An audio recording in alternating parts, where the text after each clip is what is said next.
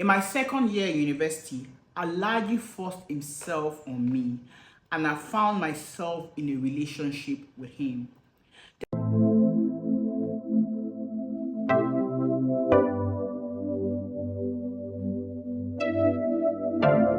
It's another week, and you're welcome to Life Stories with Busi. Today, I'm just going to go straight to the story of today because my husband was looking at my video last week, and he said that I used like almost 3 minutes to tell you people to engage and the reason why you should engage and all that story. I'm not going to say that today again because I guess you already know that you need to engage, comment, and share links with people. Okay, come along with me as we dive into today's story. So the story goes, hello Auntie Busi, I'd like to go by the name Eve. I have a dilemma and I hope you and your viewers can help me. So she starts the story.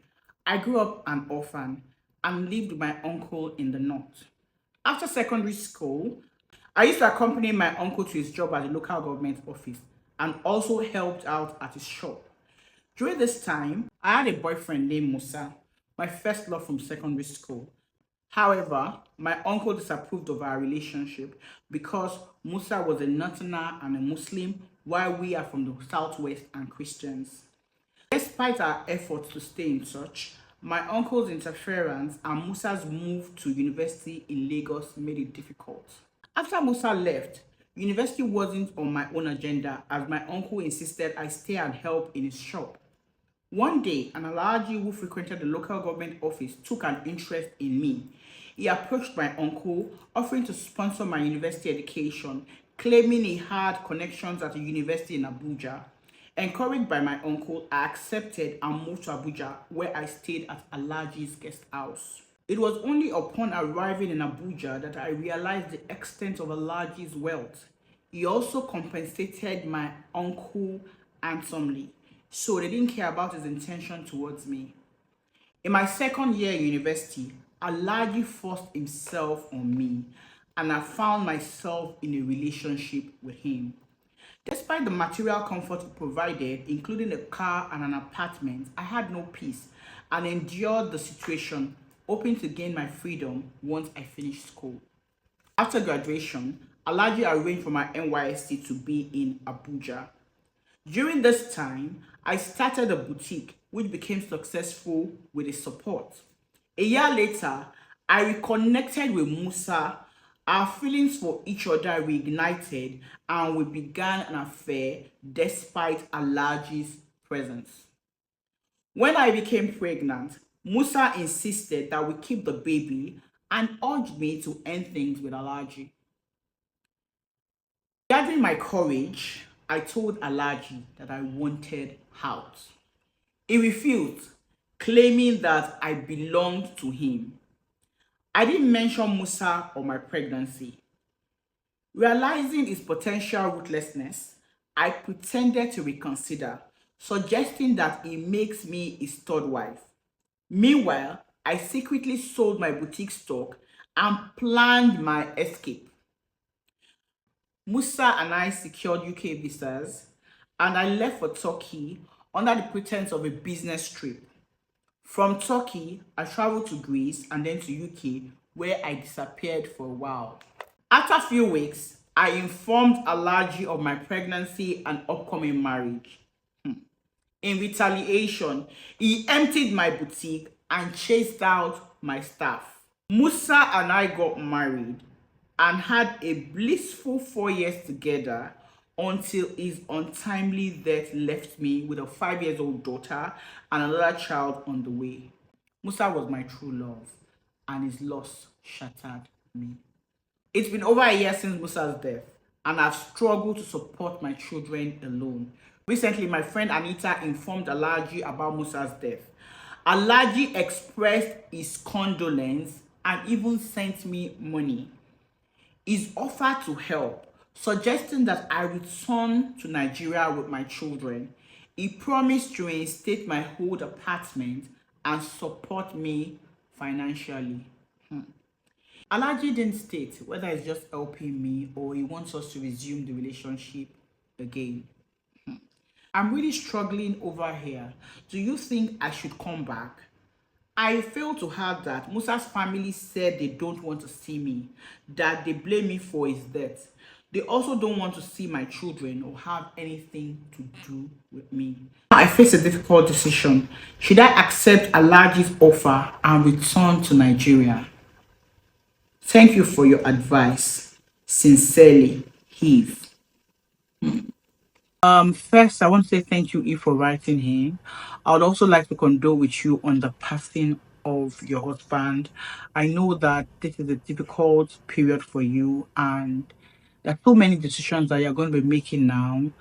I need you to be in a good frame of mind to make these decisions. This is definitely a very trying period for you, and I understand that.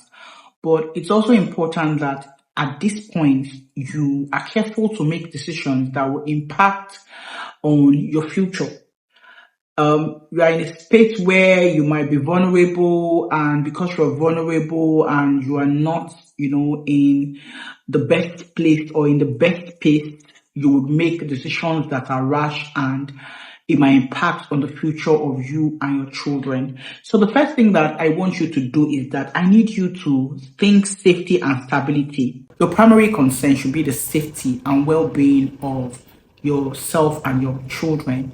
I know that you say that it is tough for you where you are, but you need to ask yourself certain questions, and the questions are like, do you really want to come to Nigeria? Alhaji's past behavior suggests that it might be controlling and it might be potentially dangerous, and you need to consider whether coming back to his sphere of influence can put you or your children at risk.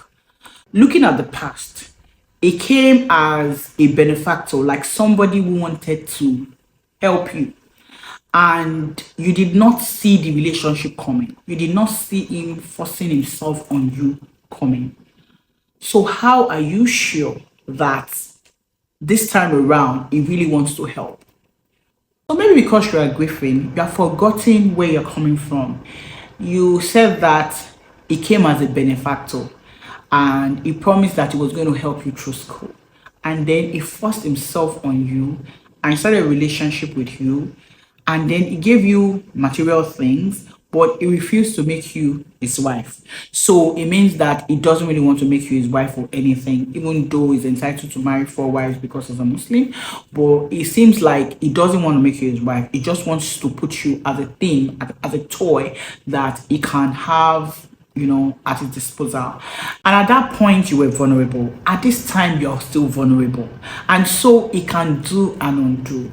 Have you considered that you could come back and Alhaji could take your children from you and take them somewhere and tell you that he owns you? Have you considered that your children might not be safe with Alhaji? So, how are you sure the same man who did that at that time will not still take advantage of your vulnerability? At this point when you are coming, the stakes are even high because you have 2 children to take care of and you want to come back to Nigeria. It is also not, easy for people here. Have you thought about if you come back and he rescinds on his promises? Have you thought about it? What about if you come back and he tells you that, no, he doesn't want to help you any longer? What will you do? Have you thought about that? Have you thought that Alhaji might not treat your children well, even if he wants you, even if he still wants to be with you, he might not treat your children well? Have you thought about it? Because the stakes are higher now. You are coming with children. You have baggages now. So you can't just stand up and just go. Before you were young, you could do that. You just jump out. Now you are coming with children. Supposing he starts to maltreat your children, have you thought about it? Have you thought about the fact that he could even tell you that you should give your children out or send your children to motherless babies home or something like that? Have you thought about it? Have you thought about all those things? Because for someone who decides to take gifts and the gifts of your body for his benevolence, you know that that person is no longer a benefactor. He's a user. You understand? He sees that you're vulnerable and, he just wants to step in to use you. So why do you want to come back to your vomit? Why do you want to come back to this man? Moreover, I hope you know that he will not trust you the way he used to trust you. Because he trusted you at a point and then you betrayed him by running away with Musa. So why do you think he'll be very nice to you now? You know what I suggest to you, Eve? I know that you think that things are tough right there, but if you have a support system that you are built over there, I think that you just try to lean on them more. If you ask me, I think that you should stay back where you are. I know that it is tough, but tough times never last. Tough people do. This period will pass and things will get better. The sun will shine again. What makes you think that you'll have it easy in Nigeria? You don't even have a support system in Nigeria. You said that you're an orphan. Your family members, you cannot trust them. Do you get? Except you have friends or something that you can bank on. Because you cannot bank on Alhaji. You cannot. You have betrayed this man before and it will not trust you that much. And you don't know what it might do with your children. You don't know what it is. That's greater uncertainty. It's better that you stay where you are. Try to look for support system, people who can support you there. I know that you say that it is tough and it can be tough without a partner in those kind of countries, and you're raising two children and even a baby. I know, but I tell you, it might not be better here.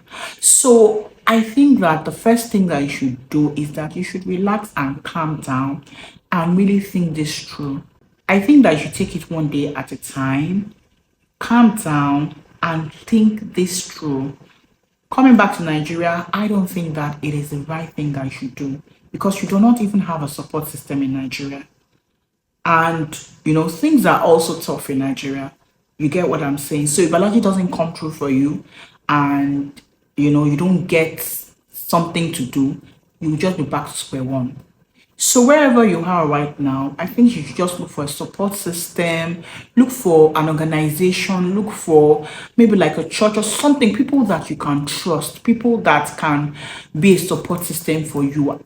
I figure that in the 4 years that you have been in UK, you have made some friends here and there, even if they are not many. Try to see how you can explore this friendship to your advantage to help you. That is my own thoughts. I really do not think I should come back to Nigeria based on Alhaji's promises. I don't really think so. Because it didn't look to me like somebody that really wanted to be good to you from the beginning just because he wanted to be good. It was because he felt like there was something in it for him. You might come back and it might not feel like that. You might come back and he might not just do what he says that he would do. I wish you all the best, Eve, and I pray that things work out for you. I hope to hear from you soon to know how things are going with you. Okay? Guys, what do you think? Do you think that Eve should come back in Nigeria based on Alhaji's promises? Or do you think I should just stay back in the UK and try to work things out? What do you guys think? I will be in the comment section. Eve will be there too. Please drop your comments and let's advise Eve on what to do. Till next time when I come your way again, my name remains Ursula Kelly Davis. Bye.